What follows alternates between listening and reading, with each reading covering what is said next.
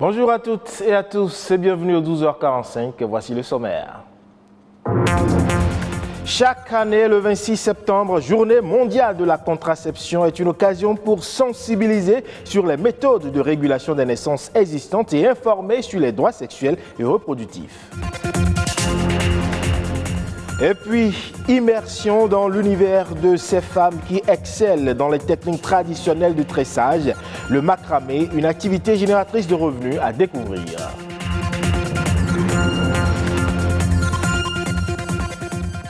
Et en fin d'édition, nous irons au Nigeria dans la réserve biosphère d'Oban, l'une des plus vastes forêts tropicales humides qui subsistent dans le sud-ouest du pays, un endroit à protéger à tout prix.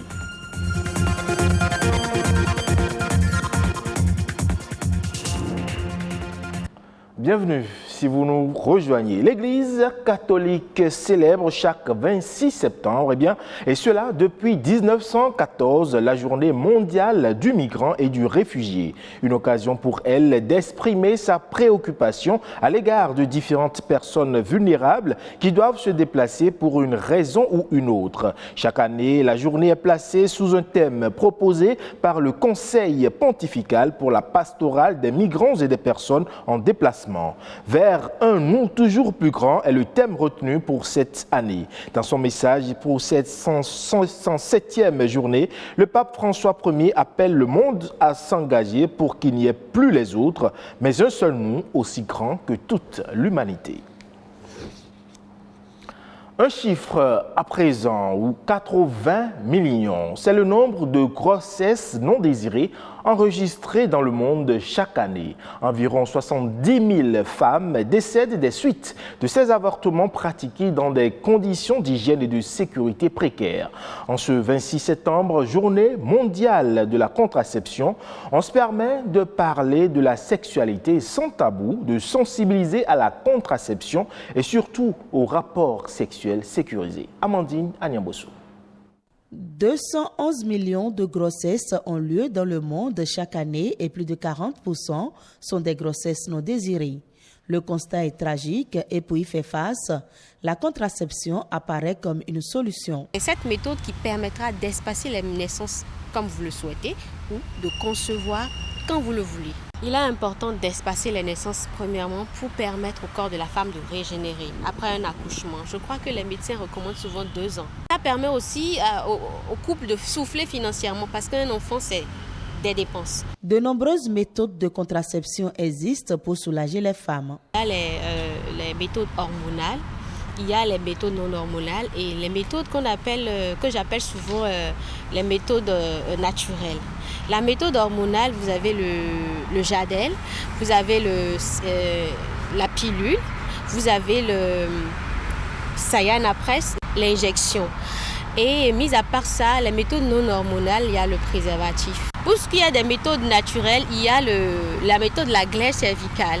Il y a l'allaitement maternel, uniquement l'allaitement maternel. Malgré leurs avantages, les méthodes contraceptives présentent des effets secondaires, ce qui pousse certaines femmes à ne plus les adopter. Juste après l'accouchement de ma fille, j'ai voulu d'espacer la grossesse qui va venir au moins de 3 ans. J'ai vu le gynécologue avec qui j'ai discuté, donc il m'a proposé plusieurs méthodes.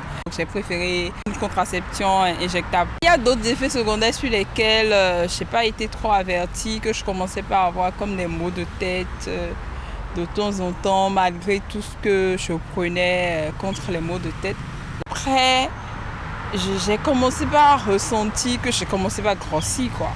J'avais plus du tout l'envie d'avoir des rapports sexuels. J'ai utilisé cette méthode pendant environ 1 an, 2 mois, comme ça. Une contraception efficace est avant tout celle qui convient au moment où elle est utilisée. Il ne faut pas se lever et dire je veux une méthode. On ne peut pas. Il y a des méthodes qui ne conviennent pas aux personnes qui sont prédisposées à grossir comme moi. Et il faut dire aussi que c'est l'organisme qui s'adapte à la chose. Si ton organisme ne s'adapte pas, il va peut-être falloir penser, changer. Et en plus de ces mythes-là, il faut vraiment se porter vers les personnes adaptées à donner les informations en rapport à. Et ces personnes sont les seules capables de réajuster quand ça ne va pas. Quand telle méthode qui visiblement devrait marcher avec telle personne ne marche pas. C'est les seuls capables de vous faire changer de méthode contraceptive. Donc, il ne faut pas aller sur ce terrain-là en promenade. Il faut les informations et il faut un suivi médical rigoureux. Pour permettre aux femmes de faire des choix éclairés en matière de contraception, une prise de conscience collective est indispensable. Et on parle à présent du macramé. C'est une technique traditionnelle de tressage qui consiste à faire des nœuds avec de la ficelle ou de la corde. Il est à l'origine de nombreux objets décoratifs, une activité génératrice de revenus pratiquée par de nombreuses femmes. Immersion. Vous voulez commander encore? D'accord, d'accord. Combien de sacs? 100 sacs? Dame Atta est une tisserande.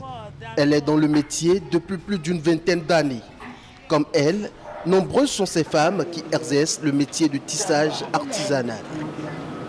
Communément appelé macramé, ce métier consiste à nouer des fibres de toutes sortes et ce, uniquement à l'aide de leurs 10 doigts.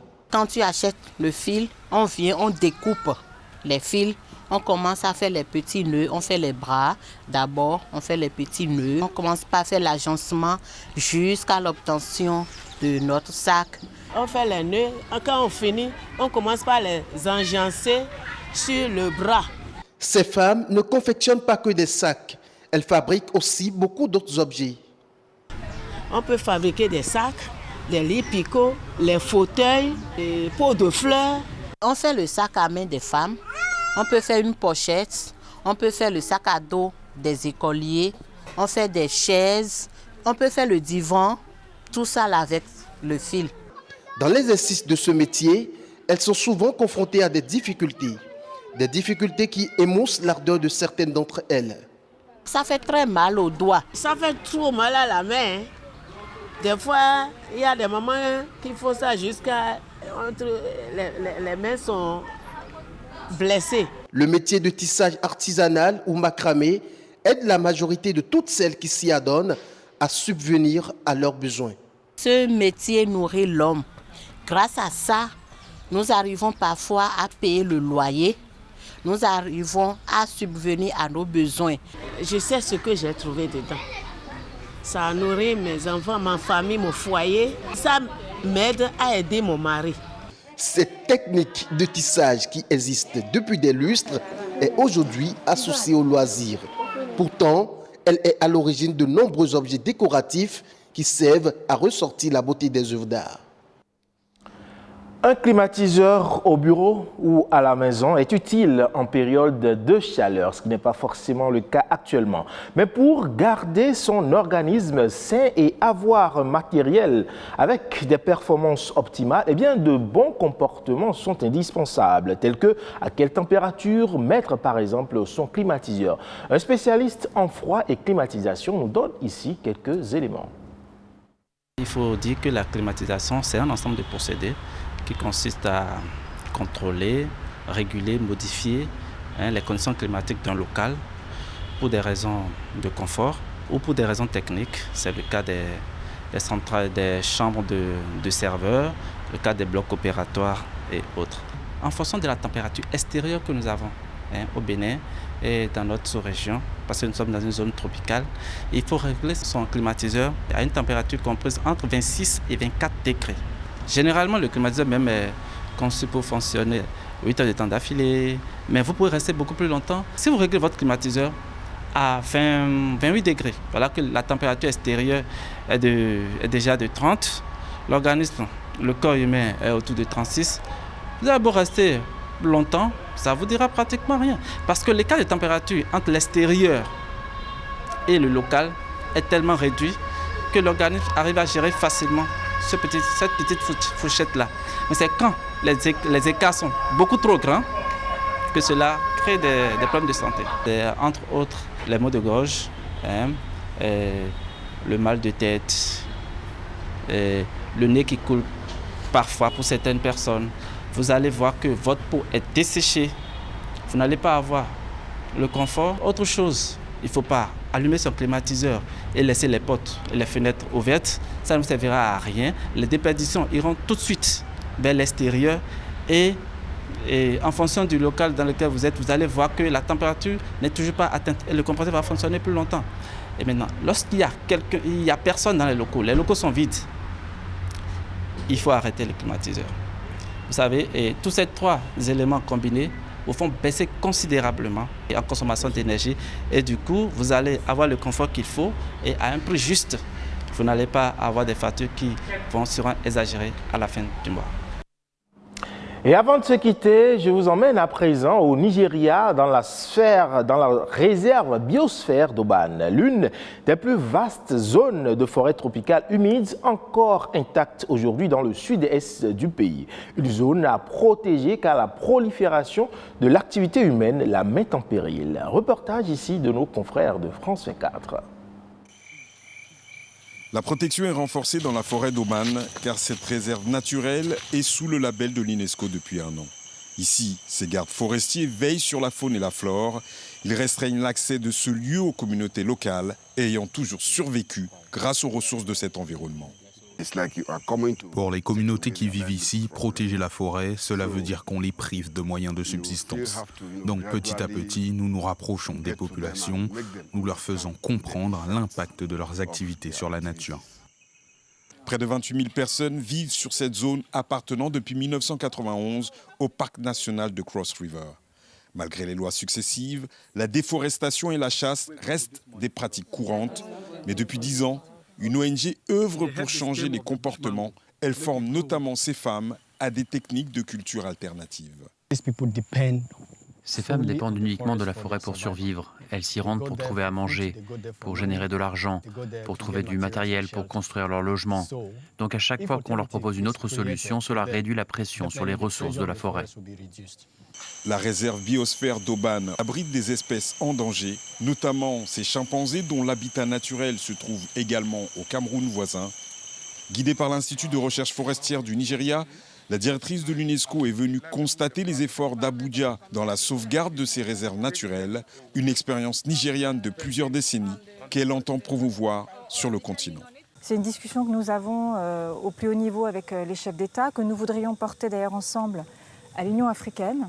Partir de ces expériences réussies, il y en a d'autres en Afrique, de spectaculaires aussi, et les étendre. Mais encore une fois, pour le faire, il faut aussi fournir des solutions. On ne peut pas juste dire « mettez la nature sous cloche parce que vous avez de la biodiversité, arrêtez tout ». Il faut qu'il y ait une solution pour les communautés locales. L'Afrique dispose d'une marge importante de progression. Moins de 15% des réserves biosphères de l'UNESCO se trouvent sur le continent. Ainsi se referme donc ce 12h45 que vous pouvez retrouver sur le site de l'ORTB, www.ortb.bj. Portez-vous bien et à la prochaine.